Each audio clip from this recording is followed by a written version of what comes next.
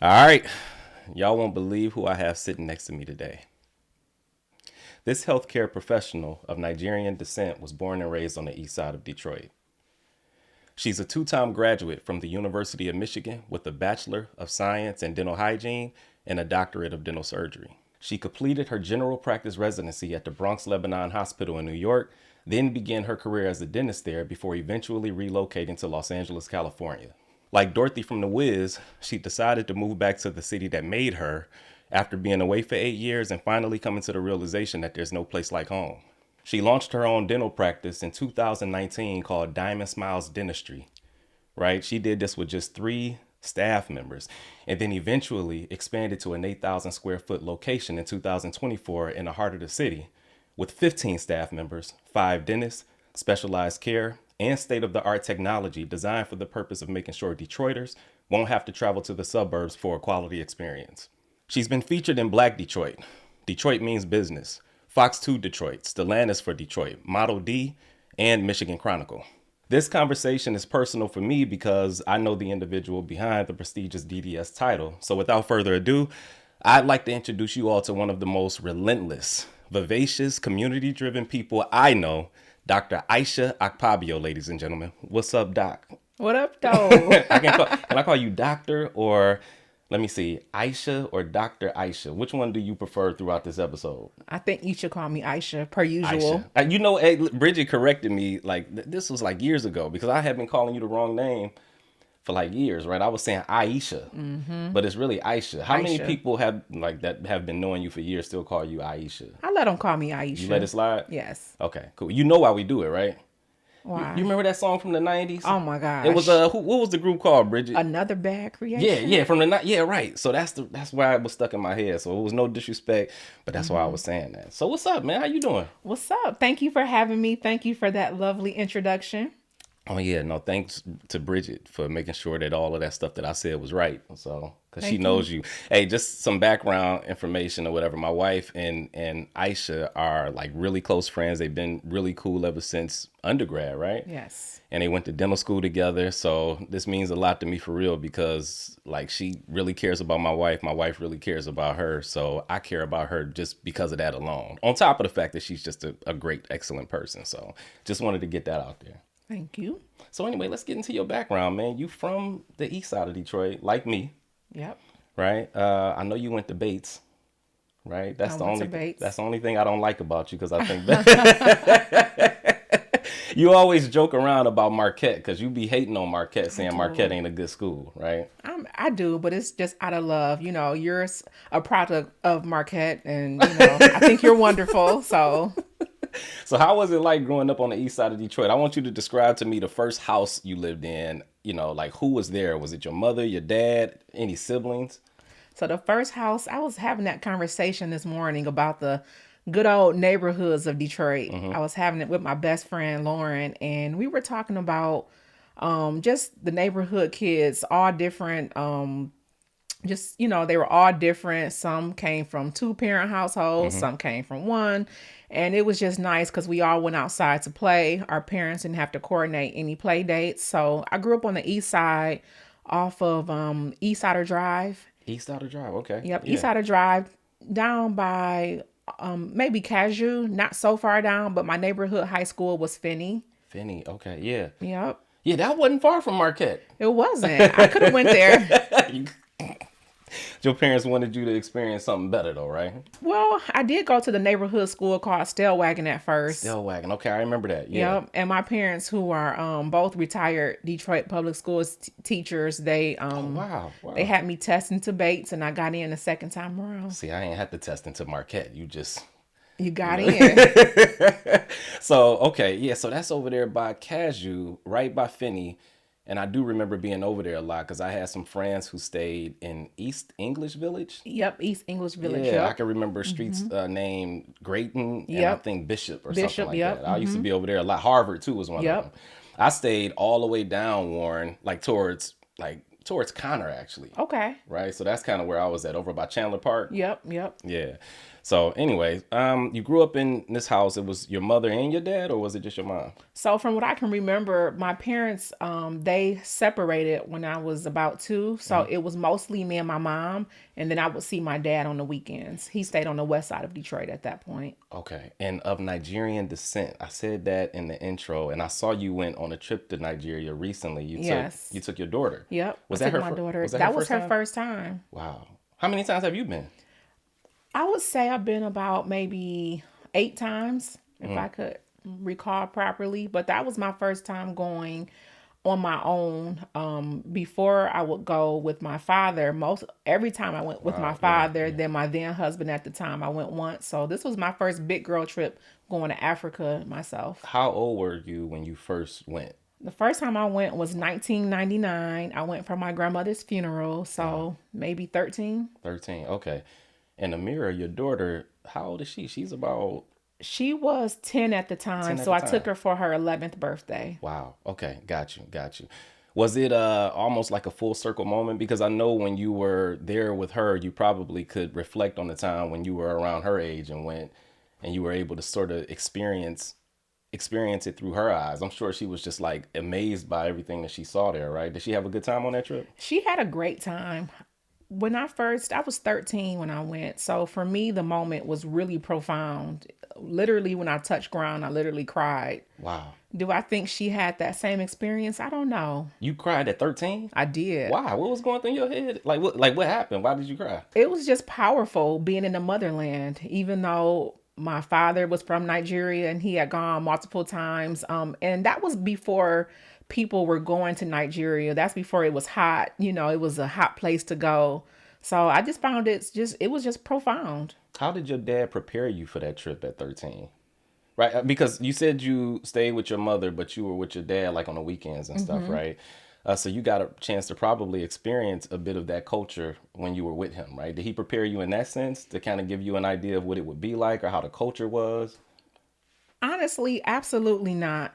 Um, he did prepare me because I was close to my family and friends, Yeah, yeah. or family rather, and he made a good effort for me to talk to my family, even my grandmother who had passed. I would talk to her on a regular, but there wasn't social media back then, so it was really culture shock. I went into Nigeria. My first visit, I went into it thinking it was a bad place, or now it's a cool place. And Amira, she's got to experience it through social media, TV, pictures, so it's a bit different.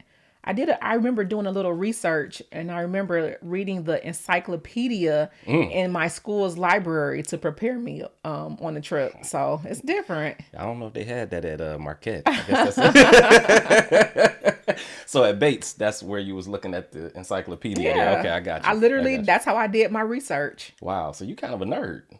I used to be. Yeah, yeah, Yeah. yeah. Aisha's like the life of the party. She always be throwing these parties, like these Diddy type. Not the same as like the Diddy parties, but you get my point. Like Diddy parties turn into something else when everybody leave. But Aisha always throws really good events, and she knows so many people, and so she can bring the right people together, and we all are like got similarities in terms of our values and stuff, and we have a good time with each other. So it's kind of interesting to hear this other side of her. I knew she was smart because you got to be a dentist, but she's also like really cool too. Like you wouldn't be able to tell how smart she is if you just came to one of her parties because she's so down to earth. You know what I'm saying? She don't Thank you. she don't be trying to like.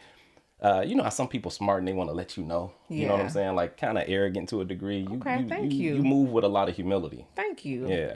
So anyway, Nigeria at 13, you said you live with your mom. Can you tell me some things that you got from your mother, like some of her strengths that rubbed off on you, and then also explain that to me on your father's side? Okay, I love that question. So I always say this: say you gotta say I was awarded a big mansion. My mom's philosophy would be, "Oh my goodness, let's sell this house and let's live off the money from this house." But my dad's philosophy is, "I've been waiting for this all my life." So I gotta say, I got a little bit of both. My mom is very protective, very conservative, and my dad is more free spirited. He likes to experience things. So I'm grateful to have both experiences. Wow, wow. And you really close with both of them today. I am. Yep. Wow. How often would you say you talk to your dad? Do you talk to him every day? I see both of my parents every day. See him every day? Yes, and they don't even live together. Wow. Almost every day. I would say out of 7 days a week, I see them about five. Okay, got you. Okay, so you end up going to Cass Technical High School, same school as me. That's right. I know, and we didn't know each other. I think we did. I mean, did we talk to you? We didn't. I knew of you. Yeah, yeah. You were so popular. No, whatever. You were so popular. I was older, so Yeah, that's the about only reason 1 why. year. Yeah, so much older and so much more popular. Let's provide context. Cass Tech had about what 4,000 kids or something total. Yeah. I think our class came in at like 900. You know, and then by the time everybody graduated, it dwindled down to like 450. Yeah. So it was a lot of people there, a lot of floors too, like 6 or 7 floors. So I don't want y'all thinking I didn't know her because I was just too No, you were up there. You were. upperclassmen. Okay. But you went to Cass. At that time, what did you think you were going to be when you were an adult? Did you always have these aspirations of becoming a dentist? Because I didn't talk to too many people in high school who just said, I want to be a dentist. You did? Since I was a little girl, I've always wanted to be a dentist. Before I knew what a dentist really did, I wanted to be a dentist. But why? Like, I mean, out of curiosity. So, growing up in a Nigerian American household, Nigerians, especially my dad, they put it on you to be a doctor. So, it was always in me that I would be a doctor somehow. And I thought being a dentist would be a cool way to be a doctor because you get to work with your hands. Dang. So then once you got older and you start to like find out more about what a dentist, you know, did on a day-to-day basis, that didn't deter you. You still were committed, right? And remain steadfast on that journey to becoming a dentist. Absolutely. Now, honestly, what my role now as an entrepreneur, I feel like is a lot different than being a dentist. And I did not know what this life would entail. But, you know, I thought that being a dentist would simply just be being a doctor of someone's mouth. So I didn't know how in depth dentistry was. I didn't know that until we actually got into dental school. Got you. Okay. So then you decided you wanted to go to Michigan. I'm sure you had your pick of the litter in terms of what colleges to choose from. Why Michigan? So I was already why Michigan? I was not originally going to go to Michigan. They came to our school for on-site admissions. Wait, where was you going to go originally? State. Michigan State? I know. Oh, Lord have mercy. I know. They saved me. So they came for on-site admissions and they talked to me about a dental hygiene program. And I didn't know what a dental hygiene program was. I barely knew what a dental hygienist was. But they talked to me about the dental hygiene program. And I thought that was a great idea just to kind of get my feet wet in dentistry. And it was one of the best decisions I made. Yeah. Now, most dentists or people who go on to get their degree in dentistry or doctorate of dentistry or dental surgery, do they have that dental hygiene degree to go along with it? Most do not. Yeah. It's almost like nursing and becoming a doctor. You know, you either do one or the other. Right. So every dentist, it's safe to say they probably they don't know the art of dental hygiene. Absolutely. But if like your dental hygienist just so happened to like leave abruptly, you know, midday, you can step into her shoes and do it. As can a dentist, but I think that it comes with more understanding their role, having compassion with what they do. Dental hygienist is a very big misunderstood role. But no, as a dentist, we do know how to clean teeth. And as a dentist, we can do the role of a dental hygienist, maybe not as well and it's not as thorough. And at least the hygienist can focus on that aspect because of they're patient doing it care. every day, day in and day out. Yep. Okay, got you. So you ended up going to Michigan. You breezed through undergraduate probably, right? No, I didn't. It was really difficult for me. For real? Yeah, because dental hygiene was a professional program. So most of the women in the program were older, more mature. So no, it was really difficult for me to go into undergrad in a professional program. But you know, I ended up What you mean? Like it. everybody was just so serious and mature and Yeah, they were a little older. Yeah. I was 18. Hygiene is a profession that a lot of people start later. a little later. Okay, so these people probably married, they got kids. Yep. Mm-hmm. I got you. I Yep. got you. So they ain't really trying to hang out like that or mix Nah. and mingle after Nope. school, Nope. right? Okay, got you. So then you end up going to Michigan for your doctorate program, right? Yep. And I can only imagine how hard that was. I can remember how stressed Bridget was. I just keep hearing the word practical. Like, can you explain what that is? Like, because she would take these practicals, and I can remember if like she did something and like one minor detail was off, you could fail or something like that. And Yeah. I guess the biggest fear that people had was, having to be held back a year or something like that when Yeah. you're already going, when you already got to get through 4 years of it. What were some of the challenges, once you started grad school? Some of the challenges were trying to have the hand skills necessary to execute certain things. Hand skills. Wow. Yep. Okay. Yep. We had to, the didactic portion was hard enough. The clinical, Wait, didactic. Okay. Okay. Okay. but a Just lot of yeah, the yeah, yeah, yeah. sciences, the high level science courses and just Yeah. the doctoral level courses were really challenging. And then you had to also be able to work with your hands and create things. That was really challenging too. It's a skill that we had to build. So you can know everything there is to know, technically, but if you ain't got the hand skills, then it Absolutely. ain't gonna matter. You ain't getting through. Yep. Wow, wow. Okay, so you finally graduate, right? And you decided to move to New York to do your residency Yep. there. How was that experience? Because that was only for 1 year, right? It was supposed to be for 1 year. So I moved to New York. I was supposed to come back after a year, but I fell in love with New York. And then I actually met someone who I ended up getting married to. He was my co-resident. Not in New York though. Y'all didn't get married in New York, did y'all? We got married in New In New York. York? Yep. Oh wow. Yep. Okay, co-resident. Yep. Okay, got you, got Yep. you. So we met in residency and I stayed back and we were together. I worked in New York for some years. And then we got engaged and everything happened really quickly. We got engaged, got pregnant, Not got in New York married, though. all in New York. Y'all, you got pregnant in New York? I got pregnant I got pregnant in New York. Got you, got you. Okay. Or maybe Paris, I don't know. you know. Yeah. Because was Paris the honeymoon or something? It wasn't a honeymoon, but it was a trip that we went on, and I feel like we went to London and Paris, and I feel like after that I was pregnant. Oh wow. From what I Okay. can remember. Yeah, yeah. So a mirror came into existence out of love, man. That's beautiful. Yeah. So then you ended up moving to California. What caused that transition to happen? So Amir's father, he's a dentist too, and he got into a specialty program to become an endodontist. So that's the dentist that specializes in root canals. So we moved to California so that he could do his residency, and also he grew up in California. Got you. Yeah. Okay. Okay. So you moved there. What were the differences between New York and California? So New York, Pros and cons, okay, right? pros and cons. I just felt like New York was a city that, in a sense, outside of Detroit, raised me. It was so accessible. California was big and spacious. I had a lot of friends in New York. Didn't really have a support system or friends in California. Well, I guess me and Bridget was just chopped liver, huh? No, y'all were the only.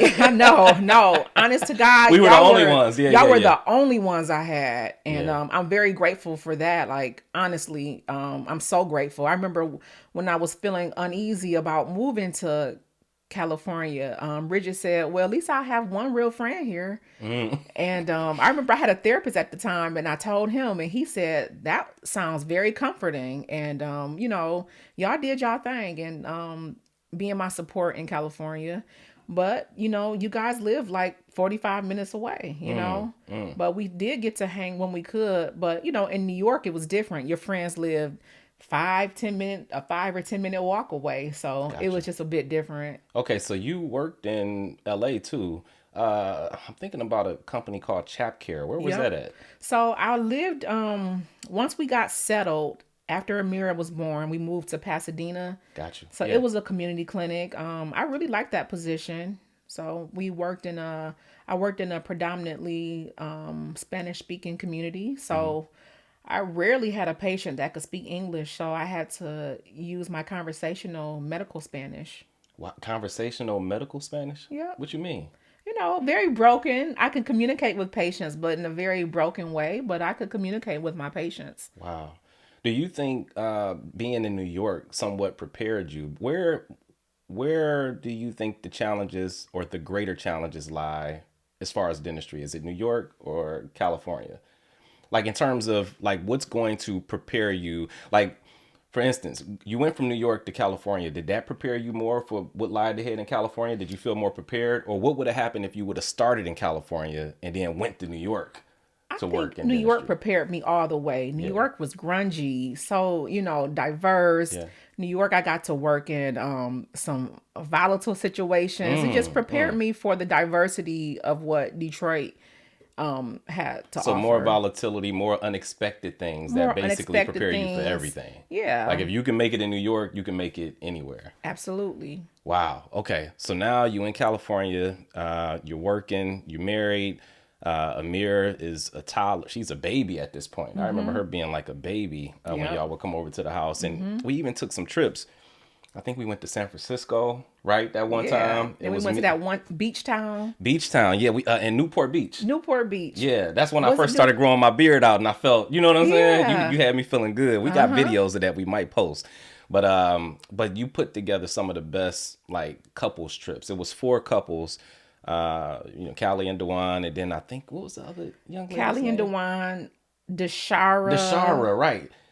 and Callie and Dewan, Deshara, whatever. I Deshara. forgot his name, but I know he was a big Uh guy. I think he huh. might have been a police officer. Yep. Yep. I wish. Evans. Evans. Yes, yeah, yeah, exactly. And they were some of the best trips. Like till this day, we haven't gone on couples trips like that. We had Yep. it was like the perfect blend of couples and people, It man. was wonderful. And then we had Mita, my single friend at the Oh, she came time. too She came right with us, baby. to both of them. No, just to Just to one. the Newport Beach. Just to Newport Okay, Beach. gotcha. Yep. Because I remember in San Francisco, it was like raining out there and all of that stuff, but it Yeah. was still nice and It was romantic. Really nice. nice spot. Yeah, we were dancing. We remember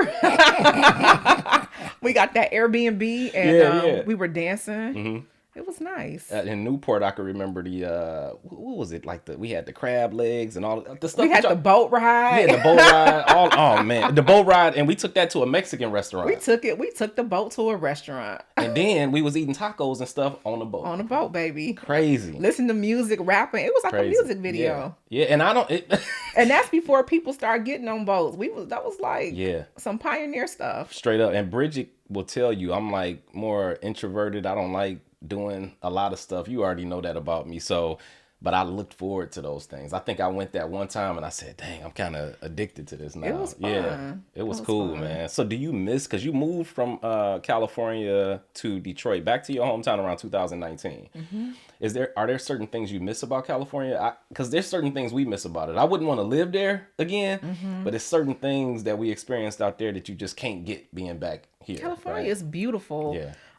Like I love your home. You have a beautiful home here in Michigan. Mm-hmm. And I remember in California, was it your back porch? Yeah. You could see like miles and miles away. It Oh, was so that view was don't be trying to amazing. make it seem like we was rich and nothing. No. We was blessed. And yeah, but you're right. Well, It was y'all amazing, had the man. nicest house I've been to, so but it was really nice. Yeah. California was just beautiful. Beautiful, man. Beautiful. Just scenic. The fact that you can get up and, go to the beach one weekend. And if you wanted to be around some snow in Big Bear, then you can travel, there or whatever. So it just had everything you wanted, Yeah. in California. But I just didn't think it was a good place to raise a child. Because going back to your point, you do need that support system, right? Because you're not going to always be there. You work a lot. You're an entrepreneur. So just having a support system there, I'm sure that helps a lot. Is that part of the reason why you decided to come back? That support system? Absolutely. Just like you guys, your children are with your parents and mine too. And, moments like this, I think for us would have been more difficult. We would have figured it out, but I think that we can have more moments like this here in Michigan. So yes, the family thing is amazing. I remember Bridget's parents coming to visit, your parents coming to visit, but it could only happen a couple times a year. And same thing for me. Whenever my mom would come, she would babysit and it would be good. But after that, outside of my in-laws, I did really, couldn't do much. So Wow. Okay. You come back to Michigan and you hit the ground running. I mean, you didn't even work for anybody, did you? I did. I For like how worked. long? Maybe 2 months or something like that It before you seemed started? like that. So when I was married, I wasn't a very independent person, but when I realized that coming back to Michigan, to Detroit as a single mother, something sparked in me. And within a couple of weeks, I said, I want to have my own practice. And it's something I never thought about. I didn't know what it entailed, but it's just, I'm at home and I'm like, why not? Yeah. Wow.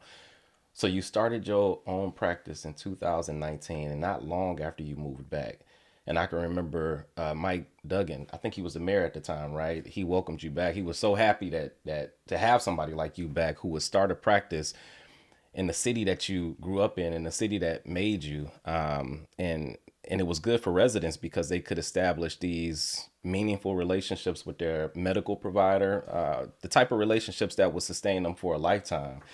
How important was it for you to not take your talents to Southfield or to Farmington Hills or West Bloomfield? You could have did that, but you wanted to stay right in the heart of the city. How important was it for you to do that?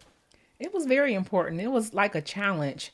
I remember someone early on saying, I'm gonna get this here, but I gotta go across 8 Mile for that. And I will always hear that. They will always say, well, not always, but I heard people say it more than I would like, that they would have to go to the suburbs for quality care. So, I'm like, no, we need that here. And I'm somebody who I don't like to drive. Like I love coming here, but it was far, and I'm like, ooh, like now I got to stay the night. Yeah.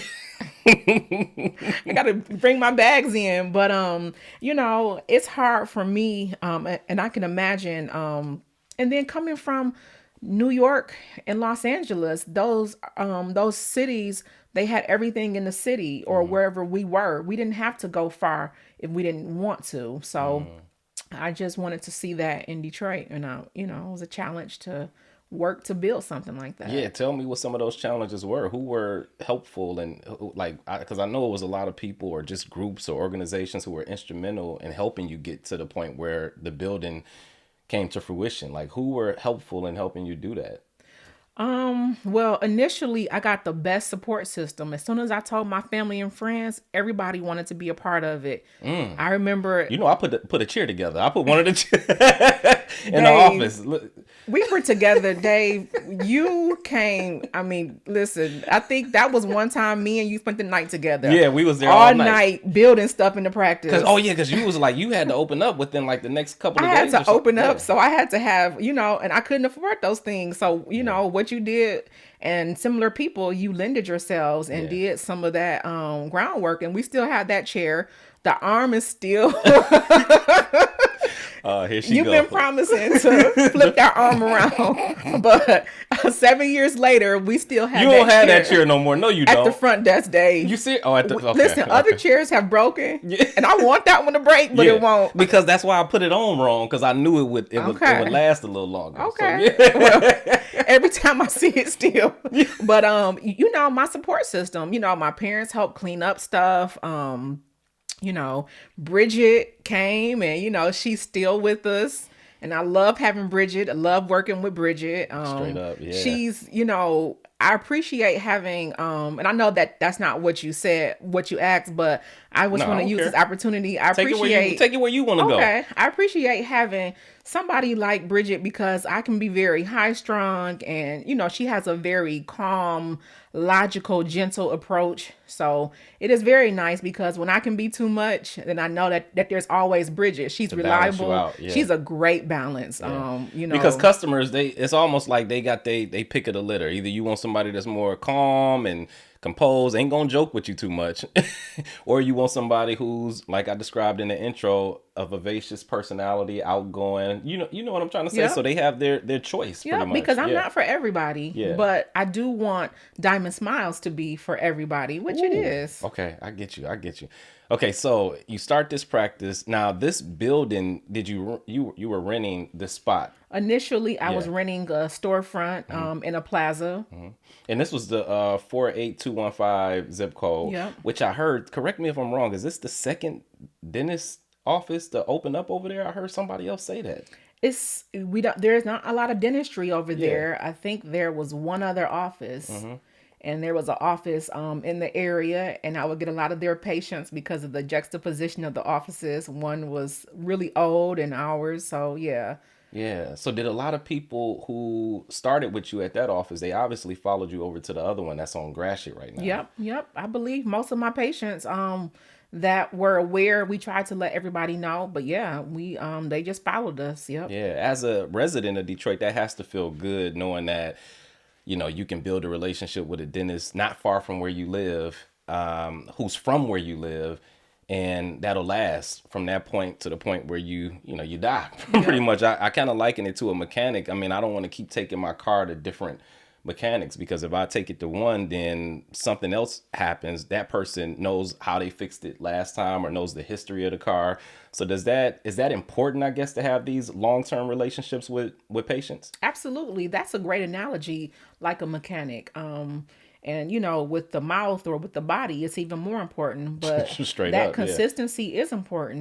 There's times when we see changes, and I tell patients, I didn't see this when you first started coming in 5 years ago or 6 years ago, and Mhm. so that information can be helpful in certain situations. Wow. Okay. So now you're there for 5 years before you decided to move to the next location, which was a lot bigger, right? You have more. I'm going to butcher this word. I heard Bridget say it before. Is that operatories? Operatories, treatment rooms, operatories.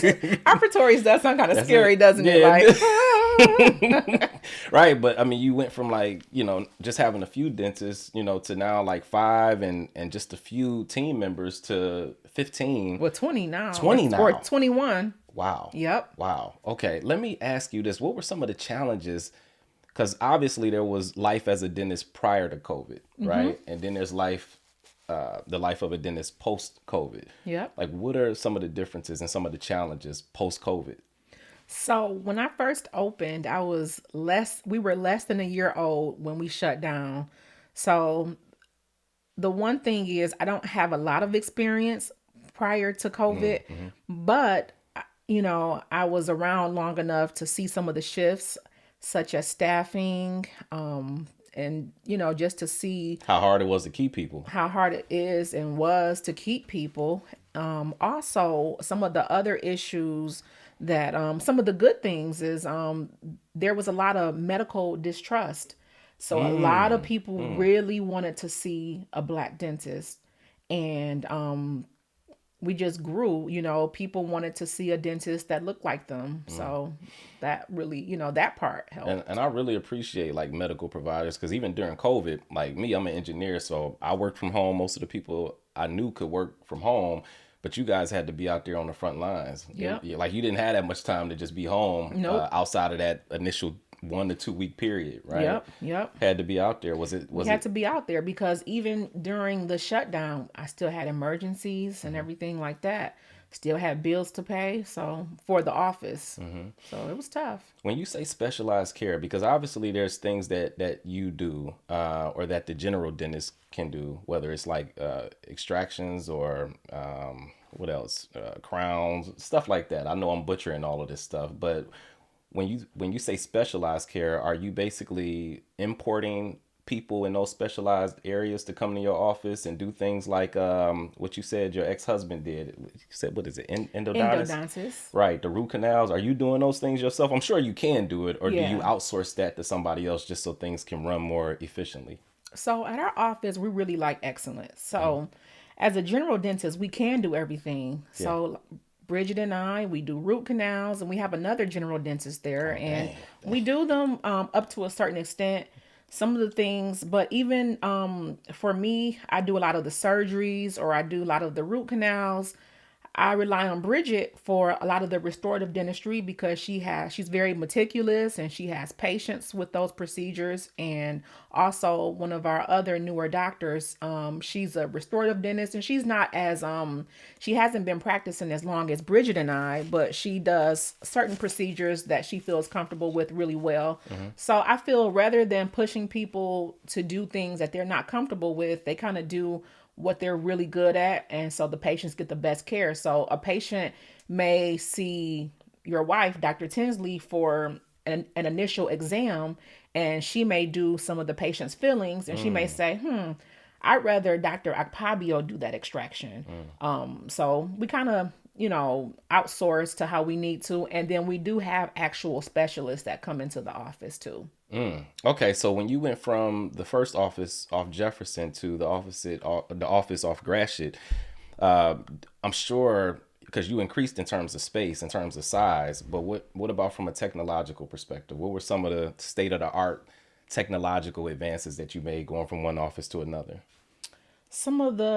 We just got more equipment because the office was larger. We didn't want to pull equipment back and forth. So we just brought things to make us more efficient. So we didn't necessarily get any new gadgets or Because you had some pretty cool gadgets even at the first place. we had some pretty cool gadgets, especially for that to be a startup office. Yeah. So a lot of that stuff is holding us to the second office, but I would say we have more of it. So we're not spreading ourselves thin using this one machine.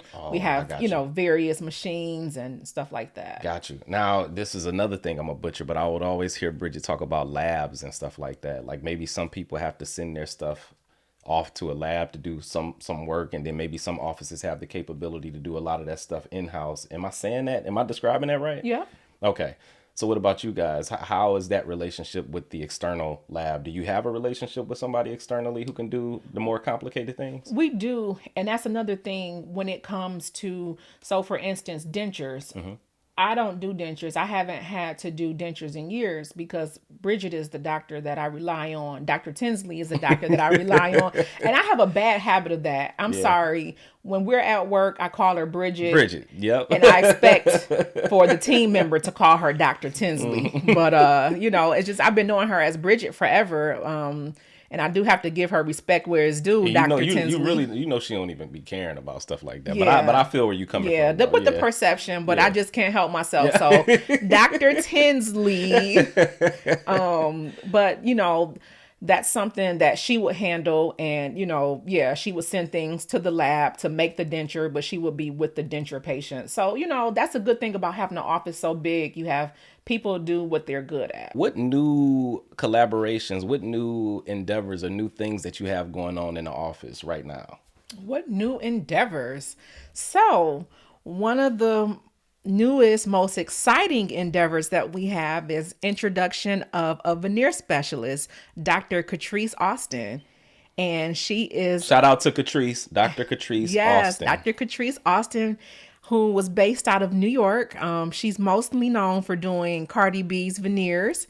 Wow. So in that verse where she's like, gotta bag and fix my teeth, she references Dr. Catrice Austin. So like a celebrity dentist pretty much. She's a celebrity dentist, and she's done many other people. But of course, with that line in Cardi B, right. It don't get no bigger than that. Right. Wow. So now one of the things is she's actually from Flint. Born and raised where Bridget in Flint. From. Exactly. So, a lot of great things come out of Flint. And she's born and raised from Flint, and she decided that she wants to be home more, to be closer to her family. Wow. So she was looking for an office to do veneers out of, and I do some veneers, but not to her extent. All of her cases are beautiful. She's been doing them for so long, and she's well known. So people are going to be coming from all over to Diamond Smiles Dentistry to get their teeth done. Wow. Okay. So if y'all looking to step up y'all game from a cosmetic standpoint, yep, you can go to Diamond Smiles Dentistry. Yep. They do everything. So that's what's up, man. And then one of the biggest things that makes our special is that typically, with most veneers, you have to shave down and destroy the person's teeth. But with the veneer technique that we use called near veneer, they're very safe and they're still aesthetic. So they still look like the real thing versus how you see some of these celebrities. Oh, yeah. Even better. Even better. That's what's up. Okay. Now, explain to me the challenges involved with dealing with just a multitude of different personalities. They always say like the customer is always right, but they don't be a lot of times, especially when it comes to something like dentistry. Me and Bridget started watching this series a couple of weeks ago called The Pits. Okay. And it's about a bunch of like surgeons in there working on stuff. And it was this one scene where, man, I'm going to mess this up because I don't know all the medical terms, but the kid ended up catching measles. So and he was going to be one of them few that was going to die because the measles virus had basically transformed into pneumonia, I think. Okay. So they wanted to do something where they put something in his spine, like what is it, spinal tap or something like that. Hope I'm getting that right. Okay. And the mother was in there, and she was like, "No, don't put that in my baby." And the doctors were trying to explain it to her, like, "Hey, if you don't do this, your son is going to go brain dead." So she Wow. like, "No, we're just gonna wait. He's gonna heal. He looks like he's getting better." Now, mind you, the son is completely unconscious at this point. Okay. And the mother even.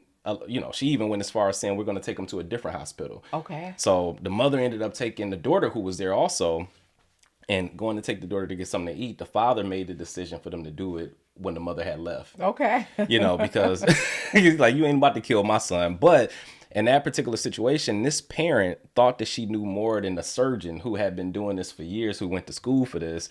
I'm sure that happens a lot in dentistry too, where people are like trying to tell you how to do your job. And it's not anything against the patients, but how do you have enough patience to even deal with that? That's a great example. And especially now with some information being readily available on the web, I just think that the application can be difficult. And so we deal with that, I think, as us being women, relatively still younger in a sense, or the perception that we're younger.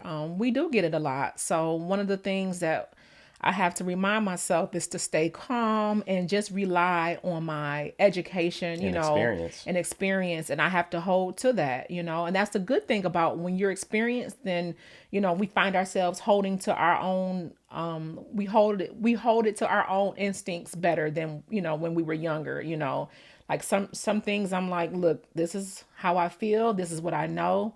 And if you want to be seen here, this is how it's going to be. Wow. Okay, I got you. So, and then you also have to figure out how to break things down to people in layman's terms, right? That's really difficult. Yeah, because this is complicated. It's Yep. complicated stuff. Yep, it's hard. We have some concepts that we spent 8 years or beyond 8 years, or not even in school learning, but our experience learning. And to have to break it down to someone in 1 or 2 minutes is very challenging. Okay, so you know plenty of dentists in the city. You have a huge network. Like I told y'all earlier, when she throws parties and stuff like that, everybody shows up. Everybody knows Aisha, not Aisha, Not Aisha. Aisha. Yeah, here in the city of Detroit. So let me ask you this. What separates your office from everybody else's? Everybody that I've talked to always raves about it and talks about the quality of care and the customer service or whatever. But, just based on your experience and what you know about other offices, what separates you from them? I think our office, we have an element of family. We treat our patients like family. If I can recall a patient, I called a patient recently. He's in his 70s and he brings us stuff, sometimes milk, or I don't know. He brought us some name badges and I hadn't seen him. Yeah. And he has a great sense of humor. So I called him. I hadn't seen him in some months and I called him and I'm like, I don't always wait on my patients to come to me. I'm like, hey, Mr. Such and such, I have not seen you. And, I found out that he had some health challenges, but by the grace of God, he's still here. And so that made him come on up and see us. So I just think, we just have an element of family. We like to hear the conversations about graduations, and we like to see our patients who've had babies and see those babies grow up. So You seem too nice to be an entrepreneur. Let me ask you a question. Have you ever had to fire somebody? Like, how hard is that for you? Somebody like you. So I personally don't think I had to fire anybody. You haven't? Oh, wow. I have a wonderful management team that does that. Got you. Sometimes, no, they be doing me wrong, and sometimes I be begging my manager, like, please don't fire her, please. And that person needs to get fired. And every time I feel relief. But I have a hard time firing people. You need somebody like that to make that tough decision. I do. To that. Yeah. And a lot of people, and when it comes to not nice, like sometimes I won't say I'm really nice, but I don't know. I'll have to have Bridget explain, like, my core is nice, but outwardly, sometimes I'm not always as nice. I can be snappy, But with me, it's like what you see is what you get. I say certain things. I'm not going to talk behind your back. I'm not gonna sugarcoat I'm nothing. not Yeah. going to sugarcoat it. And so, but what you see is what you get. It doesn't get worse than that. Right. You ain't got to worry about you turning into somebody else later. What you see No, is what you gonna what you get. see is Yeah, I what you got you. get. So when it comes to interviewing people, are you a part of that process, or do you have like the same person who fires people hire people for you? So typically, for sometimes we have so many assistants and such, and often a high turnover. We do allow our management team or some of our leads to do the hiring, but for the doctors, I would prefer to interview. And for the doctors outside of Dr. Tinsley, they've had to do working interviews. So there's an interview on both ends. Give me like five things, like your criteria, something that you're looking for out of a dentist when interviewing them. Most important is compassion. We work with a special population. The people of Detroit and Metro Detroit are very special. So you have to have compassion. I would say outside of compassion, we need you have to have just great skill sets. We don't like to send a lot of our patients outside the office. So, we expect our dentists to be very competent. So, what's that? Two. And outside of that, you have to be flexible. The schedule changes, people change. So you have to be someone that's able to work with change.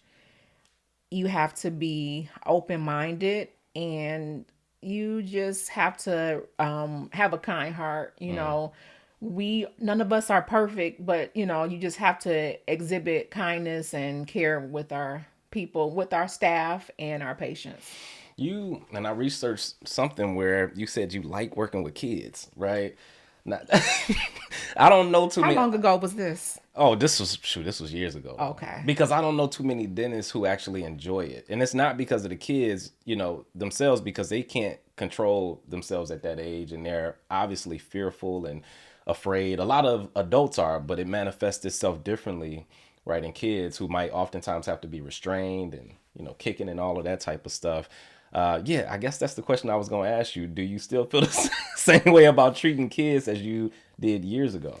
So I enjoy the children, but sometimes when it comes to more complicated procedures, we felt as a whole, Dr. Tinsley and we felt that sometimes some of their needs can surpass our patients or skill level. And so we now have a pediatric dentist, someone that went to school with us, Dr. Camille Brown. But yes, we do enjoy the children, but sometimes working with them, safety is number one. And so we have someone, not that we always make sure everybody's safe, but so that they feel safe and that the parents feel safe, having someone with more specialized procedures to sedate and Absolutely. stuff. It's a technique to it. It's a Even when technique. we, because we've gotten, had our kids drawn blood, drawn blood drawn, sorry. And I can remember like with Violet, and even Langston always did well with it. Violet, sometimes there was some challenges with that, but depending on who did it, it was like night and day. So it Yep. is a technique, because Yep. my daughter didn't change. She was still just as afraid, one time as she was, the second time she went. But if the person had just a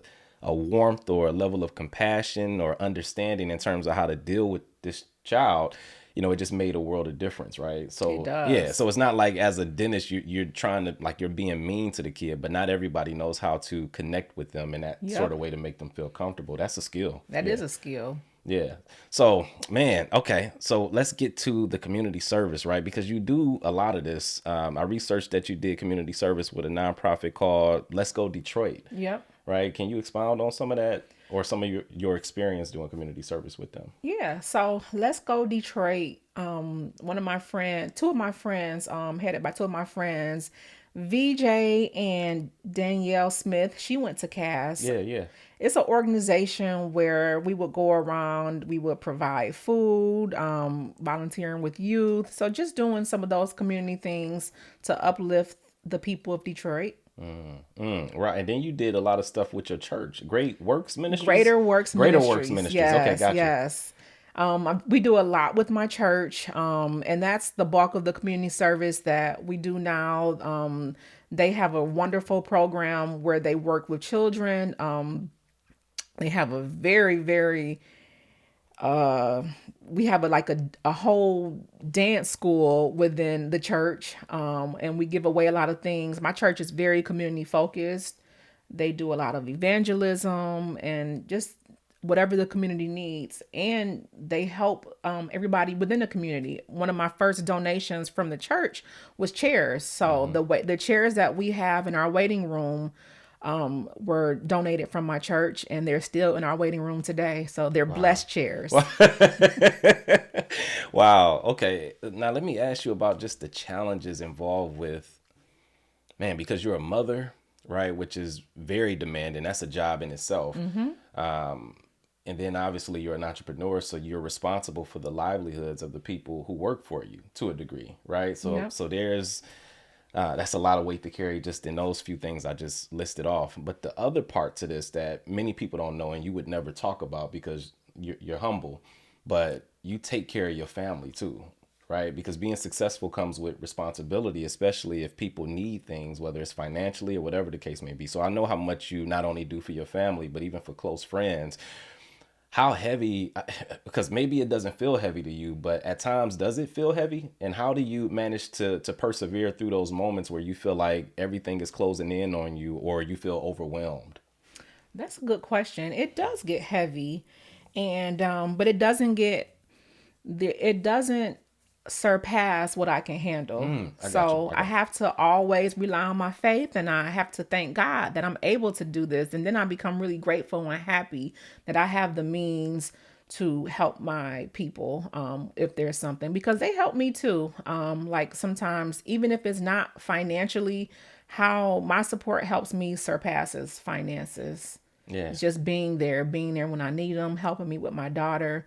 But I'm very grateful to be able to. So I just pray to God just to keep supplying me so I can keep helping. Yeah, what right. Yeah. What are some of the things you do just on your downtime? Well, first off, I know you going to have a gathering or two here and there. You're going to Yeah. enjoy yourself, but and then you also like to travel too, but are there any other things that you do on your downtime just to decompress? What is downtime? Right. Okay.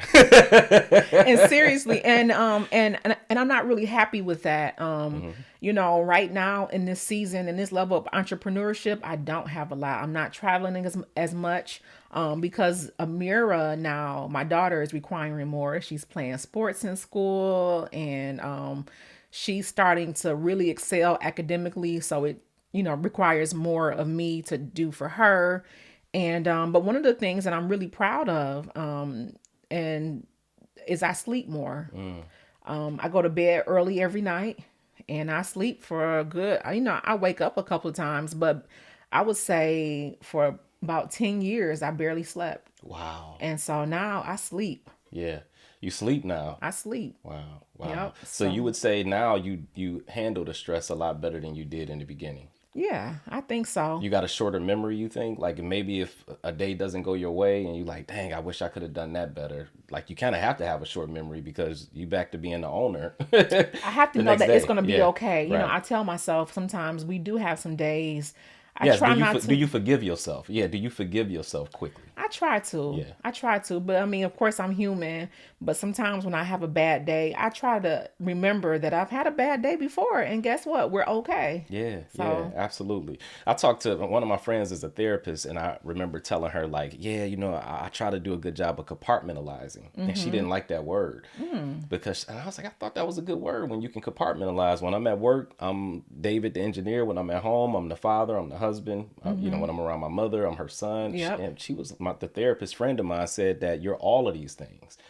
So you have to work on accepting that and being able to integrate all those facets of you. So therefore you don't feel the pressure to have to, show up as just this when you're doing this or just that. You're all of these things. And I started looking at it differently. So even when I'm at home and, I'm a dad, yeah, I'm still a engineer, and sometimes I'm not able to shut that part of my brain off.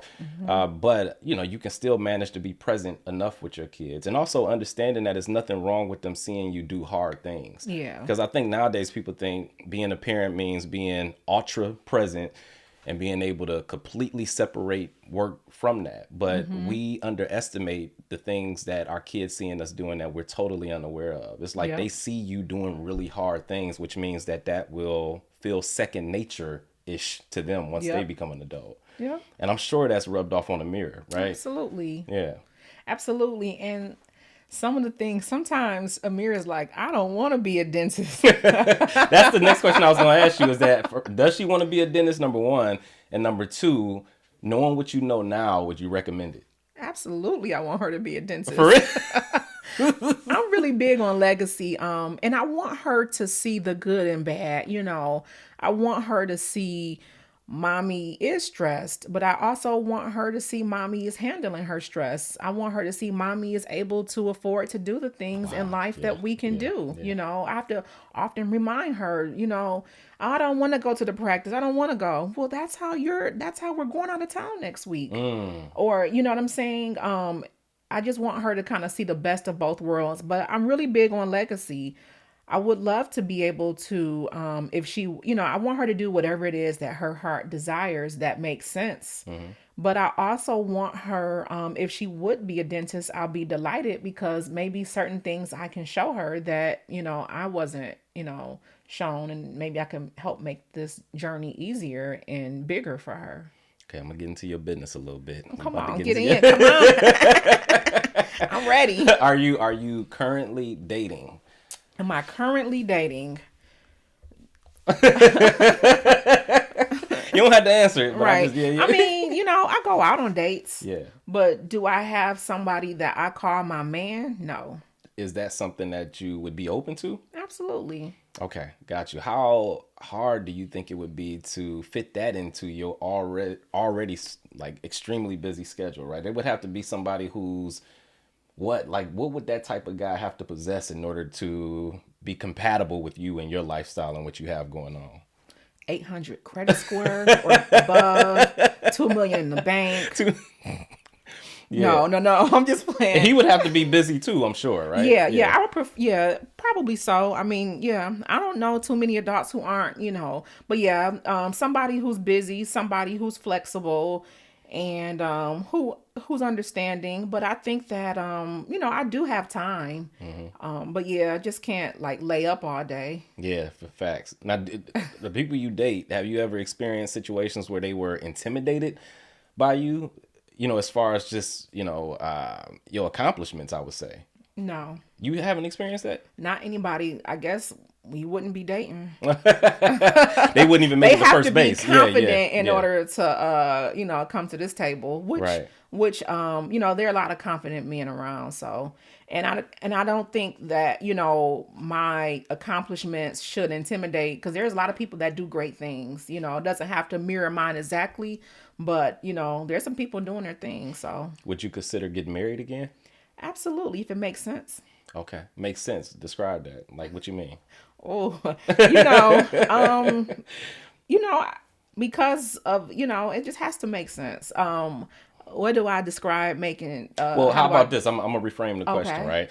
Um, what are some things that occurred in the first experience, right, that you would do differently, like in the second one? I'm talking about as far as you, right? How would you show up differently in the next situation? Now, obviously, it's going to be different because it's a different person, it's a different phase of your life, but was there anything to take from the first experience that you think will make you an even better partner the next time around? Yeah, I think I've grown. One of the things that I think that I will be true to myself, really spend some time in asking myself, is this what I want? Does this feel good in my spirit and my soul? Another thing is I'm really big on faith. So, I don't do a lot of things on my own. I come to God first. So I Got you. do want my next relationship to be sent from God. How would you tell, I guess? Um, I guess you just have to date them and get to know them, and that'll reveal itself over time, right? Yep. As far as their values and their character, right? Yep. And so many things you can see. A lot of us choose to ignore red flags. Facts. So Right, right. Okay. So next time around will be different and it will be a success. The last Yes. time around was a success It because you had a was. mirror. It was. And I have Yeah. actually, and, even though Jade and I aren't married, he's Mhm. still a really good person. He's really Yeah. successful. Shout He's out a to Jade too. shout Yeah. out to Jade. He's a good father and he's a good friend. So I think that, in a sense, that was a success, and that, being married to him, it was what I needed at that time in my life. So what if the next person you marry, let's say he's this multi-millionaire, Okay. and he's like, "Man, you ain't got to run no business no more. I got you." Because I remember you said in the first marriage you were more dependent, right? Yeah. Would you be willing to even trust someone enough to be dependent in that sort of way again if the situation called for it? So maybe, I don't think I would abandon my business, but maybe I might run it differently. Maybe I might not be Might not be there every so, day. Yeah, yeah. yeah, the whole capitalistic side may change, but I wouldn't abandon, there's a lot of people that depend on Diamond Smiles Dentistry. So no, I don't think anybody could make me do that, but that would help make my life easier. Because it wouldn't be like, oh, I have to hit these numbers. You get what I'm trying to Yeah, say? Yeah, yeah, absolutely. yeah. So then I think I'll be a happy person. Wow. Okay. No, that's what's up, man. Multi-millionaire. Do you know one? It's something out here for Okay. sure, for sure. I might have to look through the Rolodex and find Yeah. somebody, and then Okay. hook you up. Okay. But I got to be particular though. They got to be the right guy for Listen, they you. going through you. They gonna have to go through you. So I'm gonna have to bring them up to you and see how you like them. So I'm glad that you came on the show. I really love how much you pour into Bridget, how much you care about her. And you always seem to have her best interest at heart. And I just love how compassionate you are, how earnest you are, also how honest. I don't think you get that a lot. You mentioned that earlier, like what you see is what you get. And for you, when you first meet people, you don't send a representative out to meet them. You show up as yourself, and it's like either you like it or you don't. And that's kind of refreshing in this day and age to find somebody who is always willing to show up as themselves and who is very authentic and unapologetically so, right? So I just want to thank you for being an inspiration to not only my wife, but to me, to people in your community, to your friends, your family, everybody who's watching from afar. And yeah, man, thank you. Thank you for coming on this show. Do you have any final words? Matter of fact, last question. Where do you see yourself professionally 5 years from now? Okay. Well, first, let me backtrack. I'm gonna answer that question and then I'm gonna say something else. But 5 years from now, I really see myself really really wearing my entrepreneur shoes a lot easier. And I see myself doing more things that I like. I see myself spending more time with my family, God willing that we have that time, and doing things with my friends. I see myself running this business, but really focusing on the things that are most important, which my family, my friends, and just lavishing in the time that we have. And I also want to just thank you for having me. I always wanted to be on here, Dave. Like, I think it's pretty cool. I remember before you started, you've always been interested in a lot of media. And so I Yeah, I did the really, filmmaking stuff. yeah, Yeah, yeah. yeah. And so outside of you doing whatever an engineer does, I think it's Hey, cool. hold on. So just wait. She always, because I can't tell her what I do because I used to work top secret stuff. So that's a joke of hers because she always says, "What do you do?" And I can't never. And I've described it to you before, but you just still choose not to. You choose not to understand what I'm saying, or maybe I need to explain it better. But I'm gonna explain it after we get done with Cause this Dave, episode. I remember coming over one time and you were Bridget told me that you were busy. So I was coming to say hi and I felt like you talked to me for 45 minutes so I don't come over there and look at you on the computer. So, but I do think it's pretty cool. Like, I hope that I can find something that I really am passionate about outside of dentistry, and seeing you now with the podcast that's really successful. I'm on it. So thank you for having me because I've been waiting to be on it for so long. I've been waiting on this. And I think, I've learned a lot of great things about people. You've opened my, with your interviewing, I've learned some great things. It's changed my opinions about certain people for the better. Straight up, dang. So, Okay. Yeah, and the next time we talk, we're gonna get into how I eventually won her over because we had she always talks about how, and I'm gonna just like full transparency. When Bridget was in college and we were long distance, man, I didn't know how to handle that.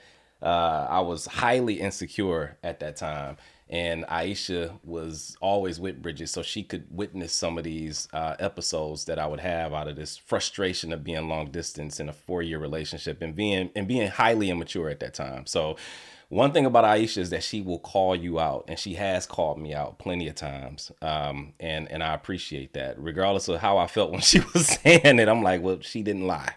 And so yeah, it's beautiful to have somebody like you witness that growth and that transition of me being this scared, young, immature man to now becoming still a scared man in a sense, but a bit more mature, more wise, a bit more patient. So yep. You yeah, I love your appreciate you. wife and your children, and it's evident. Oh man, straight up, I do. Yeah, I wouldn't be where I am without Bridget, and I'm happy that she has somebody like you, and I know she looks forward to going to your office too. Every Thursday and Friday, you can Okay. catch her there, and you can also catch Dr. Aisha Akpabio at what location? 6455 Gratiot Avenue, Detroit, Michigan 48207. That's Gratiot and Mount Elliott. Dang, she looked right at the camera. I knew you had did interviews. I knew you had did interviews before. Where can they find you on social media? DiamondSmilesDentistry.com. Diamond Smiles Dentistry on Instagram or Facebook. Man, cool. Thank you guys for tuning in. Thank you, Dr. Aisha, for coming over Thank you, here. Dave. Conversations with TinBridge. Peace.